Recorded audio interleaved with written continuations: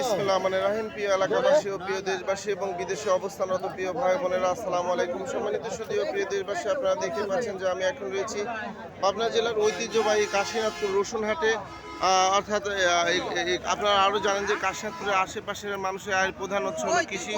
অর্থাৎ কৃষি স্বনির্ভরশীল এই এলাকাটিতে কৃষকেরা মাঠে বিভিন্ন ধরনের ফসল ফলিয়ে সেই সকল অর্থকারী ফসল হাটে নিয়ে এসে বিক্রি করেন এবং তাদের জীবন জীবিকা নির্বাহ করেন।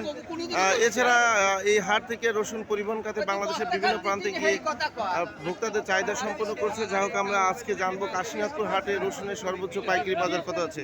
ভাই, আজকে কাশীনাথপুর হাটে রসুনের সর্বোচ্চ পাইকারি বাজার কত আছে? নিচে 7,000 এবং উপরে আছে 8,500। সম্মানিত সুধী ও প্রিয় দেশবাসী, আপনারা বুঝতে পারছেন যে কাশীনাথপুর হাটে আজকে রসুনের সর্বোচ্চ পাইকারি বাজার যাচ্ছে 8,500 টাকার মন।